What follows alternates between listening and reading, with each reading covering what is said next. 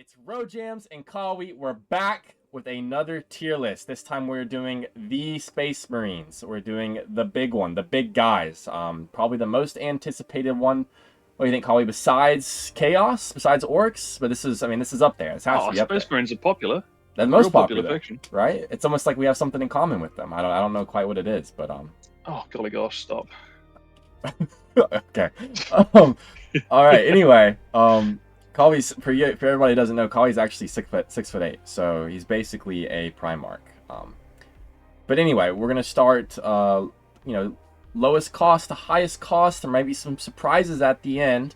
But if you want, go ahead, drop a comment on what you want to see next. If you want to see some deep dives on specific warlords or which faction you want to see a tier list on next. Okay, starting out, let's go ahead and start out with Tolmeron. This is very similar, I think, Kawi, to what we talked about with Greyfax and Yarrick last time. We're pretty good early game, but it kind of falls off. He's quite fun early game. I think once you get some cards leveled up, here's, like you said, a very similar problem to Greyfax, where he just doesn't really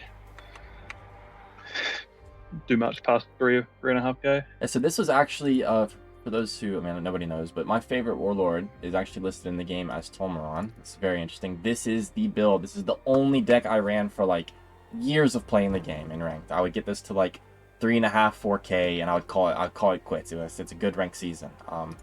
But Kawi was talking about, this is probably a little bit better. This guy right here, the anti-infantry, triggers with the barrage.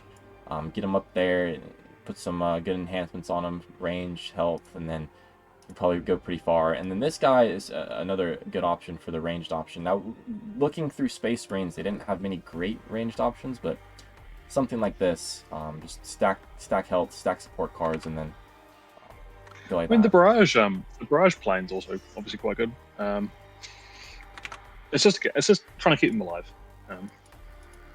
Yeah, stacking your higher cost cards, keeping them alive, letting them accumulate the their range. But again, I think if you commit to it and really try, you can probably take either list up high. You'll get very frustrated past 3.5, I reckon. Yeah.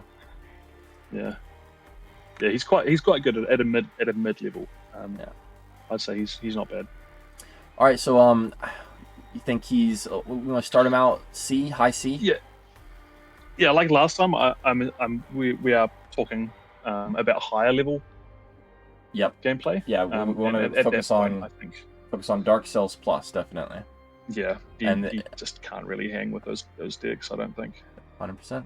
I'd say C tier, yeah. C tier, and then if we need to move around later, we can. But I think top of C tier is what we keep now. So, yeah. All right, next we have Artermis, who was recently the he was recently the SR, the Sigma Reborn. He was the special challenge to see how far we could take Artermis. Some people got him up to like 5k. Maybe it was low. Would have been a slog. Maybe it was high fours, but I think someone hit 5. Yeah.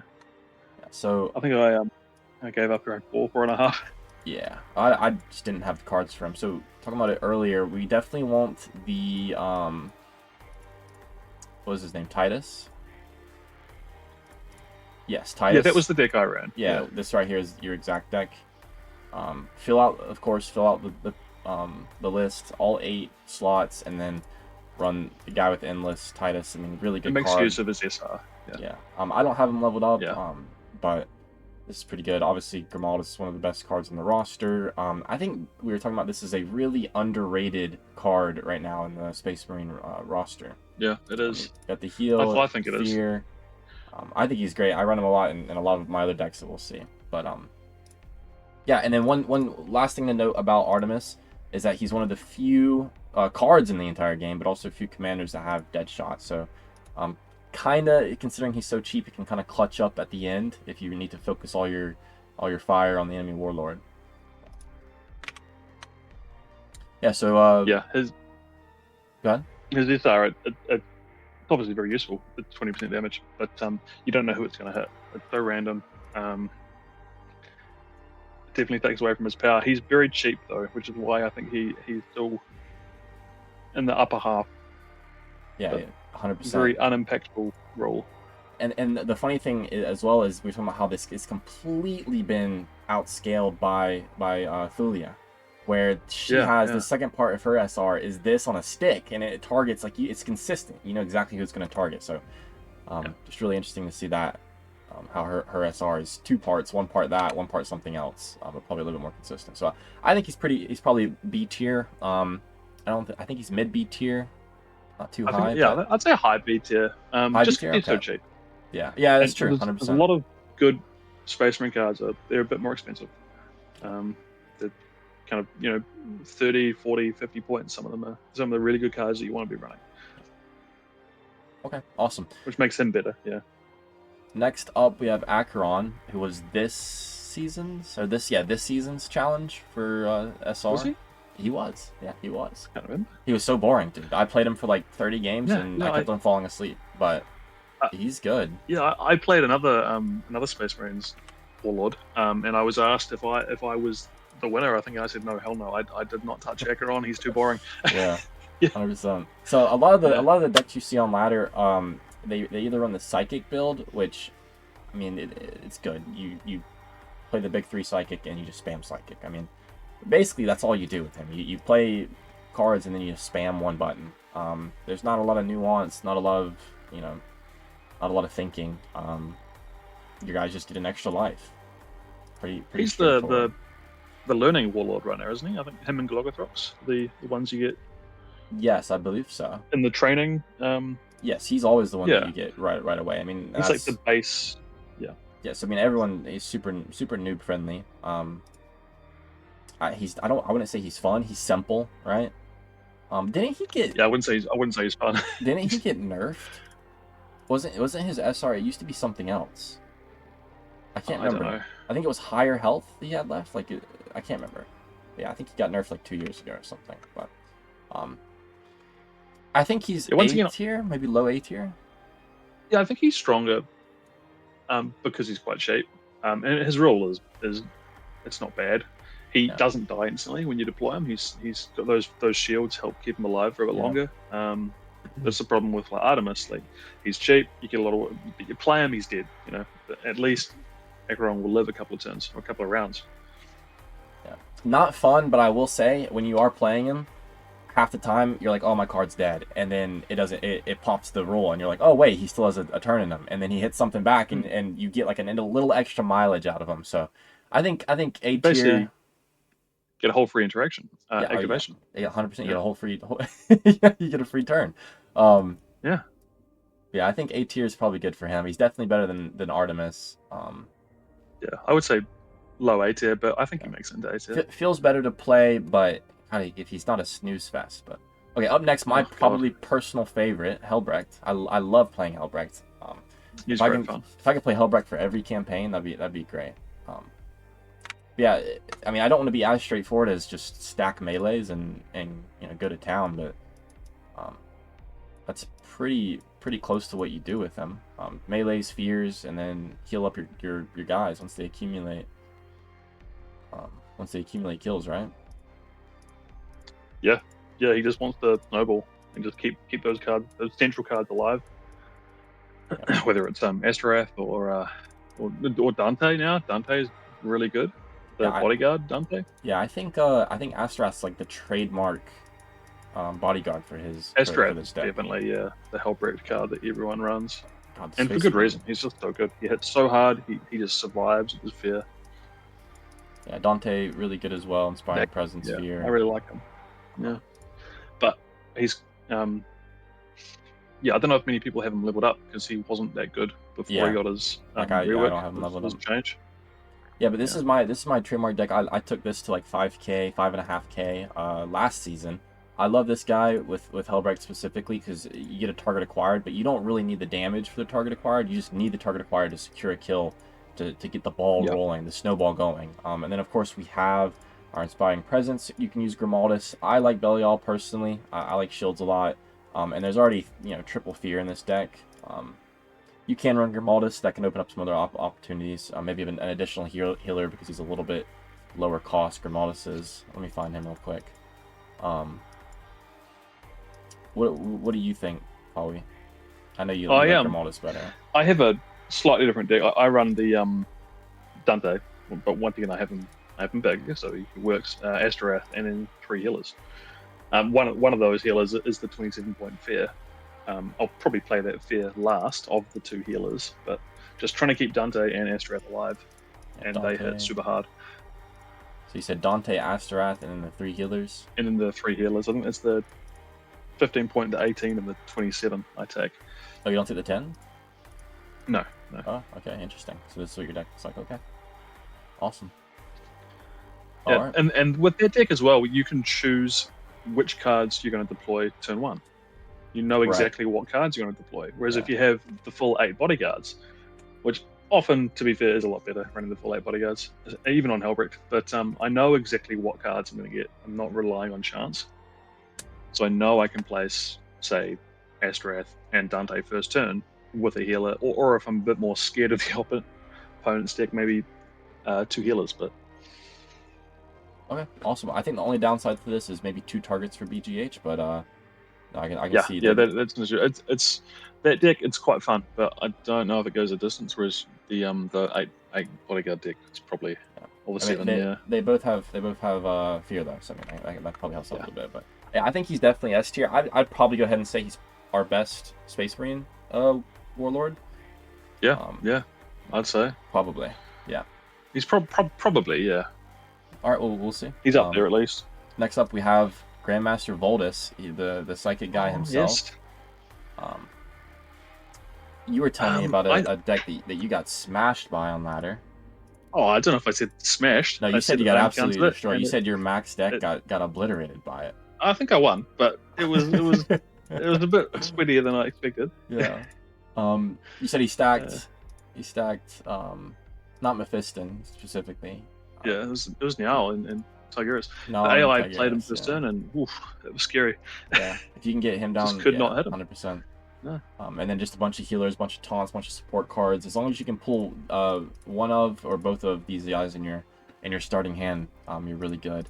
I think the only other thing I'd say about this is I'm a big oh my god, I forgot his name, the Deathblow guy.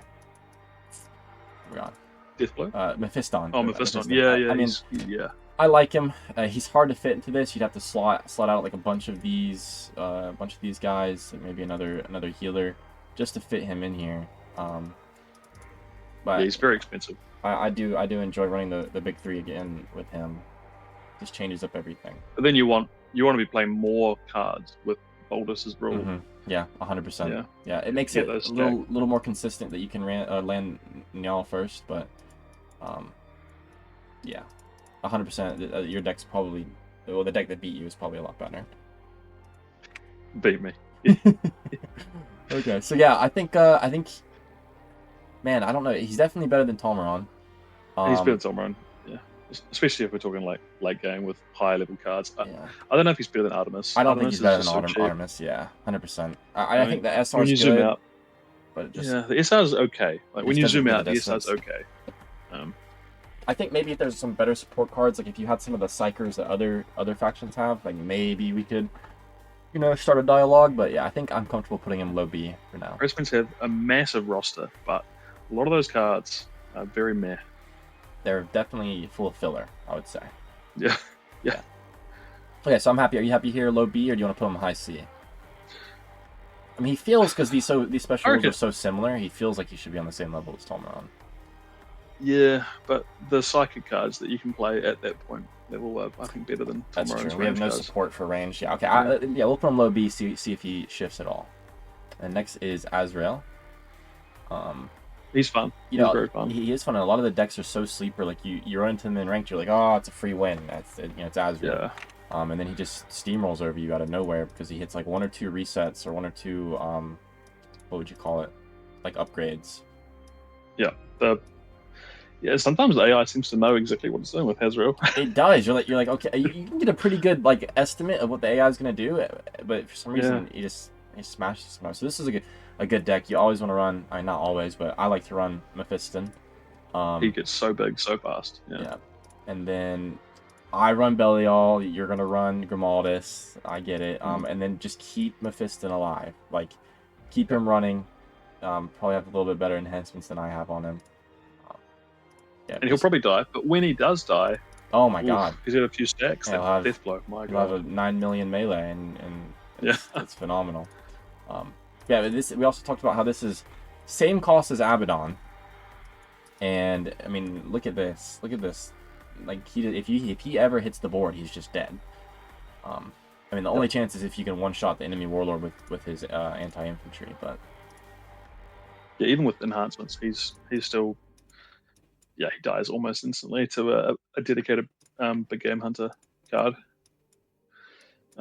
He's not very expensive, but compared to some of the other choices, he's yeah, like pricier. oh my god, dude, Abaddon has 100 more health than him. I guess I do have one enhancement, 100 more health than him. One, yeah, and fear. And fear, yeah. It's night and day difference here.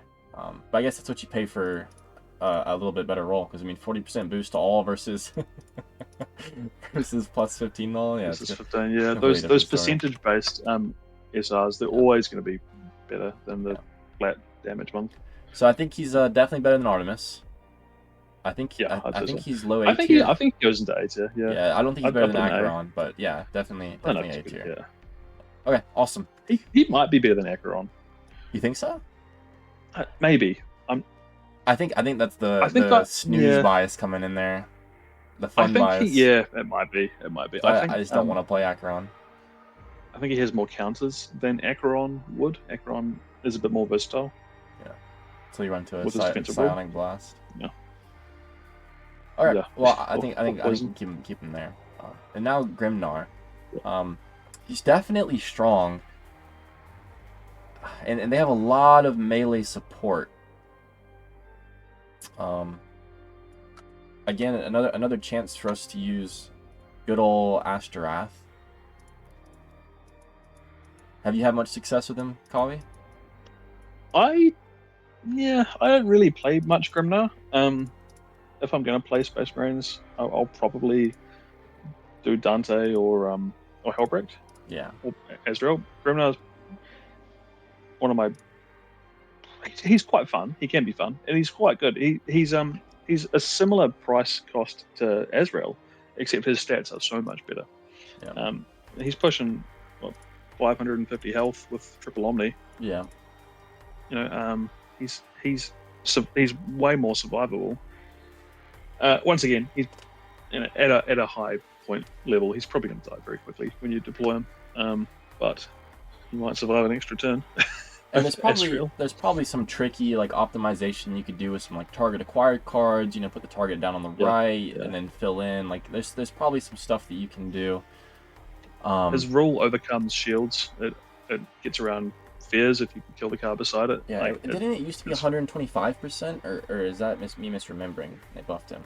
I can't remember. Maybe it's always been 150. Maybe that's my mind. But yeah, I think he's quite good. I think he is good. I think he's above Acheran. I definitely would rather play him than Acheran. Is he S tier? I don't know if he's S tier. He doesn't feel S tier. He feels like he's like right on the cusp possibly, but it's not quite. Yeah. So yeah, I'll keep him there. So, all right, and now on to the this is the newest addition to the Space Marine roster. I mean, it was really fun when he came out. Really cool. He's another lead from the front commander, which I mean I love personally. But Commander Dante, I mean I don't know if he's quite S tier or not. We can look at a few decks with him. Probably he's quite strong. His stats are great. And he has fear, so you can actually deploy him. I probably still would shy away from deploying him turn 1, even with a few Medicays. Maybe you probably need Medicays on Taunt. He if you're playing him turn 1, you've only got 4 bodyguards, right? And only having 4 bodyguards, you're not fully utilizing his rule. It is percentage based. I know. I tried a few decks where I deployed him first turn, and he always seemed to die before I could then sub in my next Medicae. Yeah. Well, and it's hard to do that with a lead from the front bodyguard. So you end up going with like a full 8 build just to try to maximize the amount of value you got from his SR, right? Yeah. That 8 bodyguard is the one I ran. 15% attack increase. That seems just so menial. Like how often is that actually going to affect like if you're going to kill a card or if you're not going to? I mean, it really, I feel like it barely does. Yeah. It's not. It's good, and his stats are good, but it could be a bit better. Yeah. His SR could be bumped up. And while doubling it does feel better, I think we agree that having a like overbearing decrease to the attack values of an enemy card, it can feel so bad. If you give every card like double fear, like if you have like Dante, Grimaldus, you have Asterrath, you start stacking fears, fear spamming, and then the SR hits, and they're, you know, minus, right now it would be minus 20, but if you buffed it, it would be like minus 30, minus 40. I mean, that would just feel, it would feel so bad. I feel like Glog all over again, but even worse. So, I think he's good. Yeah. I personally like the lead from the front, small build, Medicae. I think there's a couple of specific cards that go really well with him. I mean, obviously the Go Asterrath. Pick your Inspiring Presence, Belial or Grimaldus, and then, you know, my goat, and then just slot in whatever healer you want. Yeah, I think he's good. Is he S tier? He's good. Is this what's it called, recency bias, where we have the newest guy? He's good though. He's got great stats. And there are some really good Space Marine cards that fit nicely into his decks at his point cost. I feel like he's being propped up a lot by those base stats though. That 500 health, that massive choppy attack. His SR is, if we had the SR on a different Warlord, they didn't have those stats. Yeah, it'd be a lot worse. If we had the SR on Azrael, it'd be completely different. Yeah. I'll leave him in high A tier. A tier is kind of getting stacked right now, though. Might have to move somebody down. Populated, yeah. Yeah. But okay, we can stay there. Okay, now we have the big hitters up.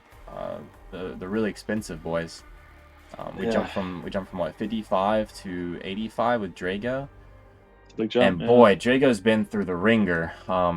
Yeah, I think he's kind of just like the embodiment of a migraine for me. Did he get 2 nerfs over? Was it just the 1? I think it was just the 1. And he deserved it. It was a big one. He wasn't like, I mean, he was pretty oppressive in lower ranks. But like I said, he's just it's a tricky one to balance. Just a headache. So obviously the advanced damage, like the damage from the start that you get when you play cards, that's kind of what you want to play around. But you don't have a ton of room to build with him. I know we were talking builds earlier. I mean, you want to maximize his SR, you want to maximize the 75% attack you get when you play a card, but it's just so hard to build around him. He's just so expensive. You And can kind of get 1, maybe 2 good specimen cards in, but then you're relegated to really cheap commons and rares. And some of those cards are good, like that 11-point Deathblow, fantastic card. I love that guy. I guess this hits above his weight. Yeah, I mean, he attacks like for 100 damage as soon as you place him down with the SR. And then he attacks, and then he blows up. So I mean, that's 400 damage basically just from this one guy almost. And for 11-point card, if you could do 400 damage per every 10 points in your deck, I think you're winning at just about every game. Yeah, I think if you had cards similar to that guy, you could fill his deck with, it'd be fine. But he's so expensive at 85 points; it doesn't leave you much room. And since his nerf, his SR just feels so unimpactful, especially his defensive SR may as well not exist, that part. Okay, in fact, it's often negative. Like, say you run into the Red Terror, you just instantly activate the Red Terror. Yeah, you pop his SR. SR, and then you're just screwed. Yeah, you'd wish you didn't have that rule at all. Yeah. What a pain. He is kind of just unplayable right now. I would say he's very difficult to make work. Yeah. Especially at a high level. I'll probably throw him into C or D, to be honest. Yeah, like I said, he feels like a migraine to play.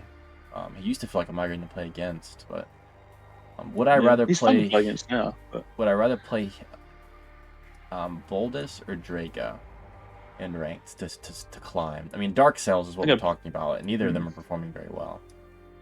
I think I'm happy with him. Voldus, to be honest. Yeah, I think I'm happy with him in C tier as well. Yeah, I think I am. Yeah. Okay. Up next, we have Lionel Johnson, who I've recently been taken through the ladder, through a few few ringers. I've enjoyed making decks with him. Again, for me at least, he was a lead from the front kind of guy. But 100 points, man, he better be doing a lot for 100 points. And I honestly, Yeah, he's expensive. I'm not sure that he does a lot for 100 points. Yeah, his stats could take a bump. Yeah, he's I mean, don't get me wrong, he's got a really good attack. His health is healthy. He's got shields. He's got the outflank could be replaced with something actually useful. But yeah, I think the direct comparison was his first part of his special rule, where it's 40% or above they attack first, and then we compare that to the mask, who it's 25% or above. Which, I mean, that isn't way cheaper. That isn't a massive difference. But yeah, the mask is what, 20 points? I mean, she's very cheap. She might be one of the cheapest Chaos Warlords. I don't know if she is the cheapest. She's 21, and she is the cheapest Chaos Warlord. Yeah, and it is 25%. It's 25%. So that part of the rule, at least, is better on her. Yes. Obviously, here's the second part of his rule. Yeah. So you have to stack, or you want to stack, high attack bodyguards with him, but you only have 100 points. So I mean, what do you try to put Asterath in there? I mean, you can. Okay, but now we need Medicaes, and now we really want an Inspiring Presence Warlord. So I mean, I don't know. It just feels like a challenge to deck build with him. I feel like, at least. Maybe you've had a different experience. You do want to be deploying him first turn, because the other part of his rules, when he's attacked, they attack again. But once again, I think he doesn't have the survivability to last a whole game on the front line. He's got the shields, but they'll burn through pretty quick. Yeah. So ideally, you run like Asterath, and then you run Grimaldus, and then you try to slot in. But I mean, if you don't have multiple Medicaes as well, then he's just dying, because he has 4 shields, but after his shields are gone, it's very difficult to build a deck with him. Yeah, I don't know. It's frustrating. He is good. He is fun. You kind of have to have him not max necessarily, but you just have to have him pretty high level with some good enhancements. I think I'd put him below Voldus though. Below Voldus as well, but he's definitely above Draigo. Yeah. Draigo's, you just can't really. Yeah. He has a similar issue as Draigo, where you can't really build a deck. Yeah. So Primarch of the Dark Angels, and he's in B tier. God, that feels bad, man. Feels generous putting him in B tier, even.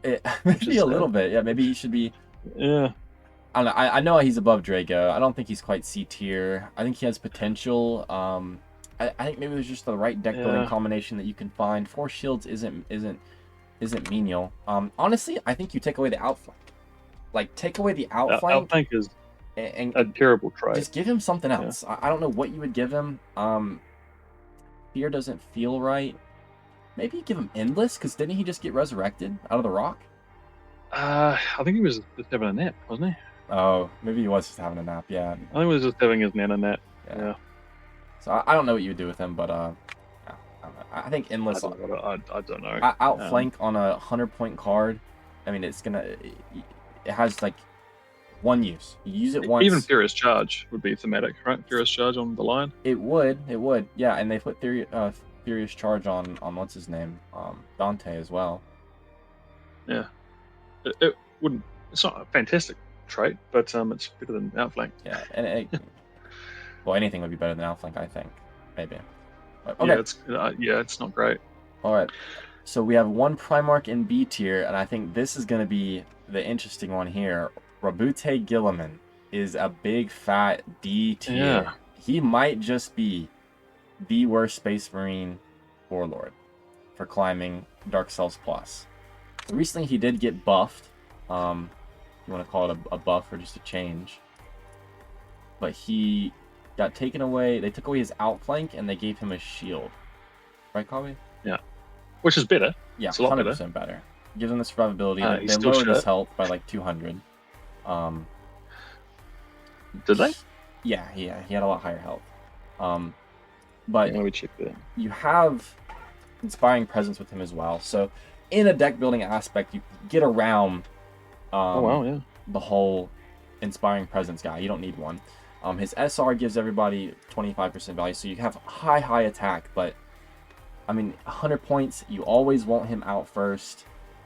He's gonna take the shield damage. You gotta stack heals with him. You gotta stack, fear, high melee. he's good. He's I don't know all if I'd right. deploy him But first turn. If I had to play him, I wouldn't deploy him first turn. what would you do? I oh, That in mind, we were being a little dramatic with D tier. Do you really think he is the worst? you can't really build a deck with him.